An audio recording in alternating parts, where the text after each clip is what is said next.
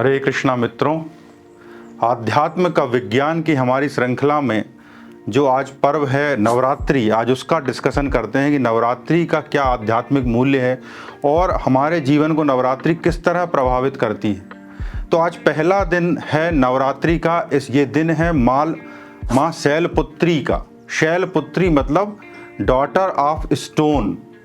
शैलपुत्री आप देखें तो शैलपुत्री जो थी, यदि उनकी इतिहास में जाएं तो ये प्योर मदर ऑफ गॉडेस कहलाती हैं, प्योर गॉडेस मदर कहलाती हैं।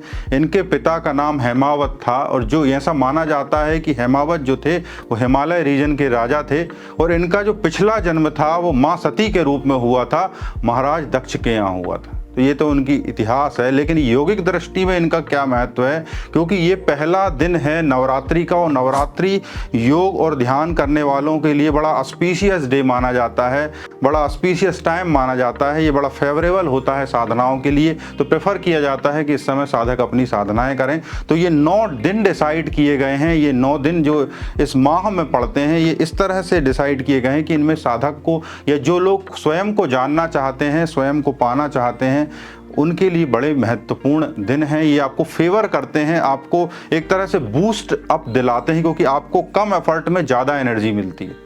आपको कहते हैं ना कि सक्सेस के फार्मूला, तो आपको क्या करते हैं कि बूस्टर हैं, जल्दी से कम आप एफर्ट लगाओगे और ज़्यादा सक्सेस मिलेगी। तो ये सक्सेस रेट बढ़ाने वाले डेज हैं। तो इसमें जो पहला दिन है ये बड़ा ही कीमती और पवित्र दिन होता है, क्योंकि शुरुआत है। शुरुआत में आप अपने आप को जो लाइफ के डायमेंशन है उससे यौगिक डायमेंशन में लाते हो, और ये यौगिक डायमेंशन में लाने के लिए जो पहला दिन है, पहला एरिया है जहाँ से ऊर्जा को ऊपर उठाना है, वह है मूलाधार चक्र।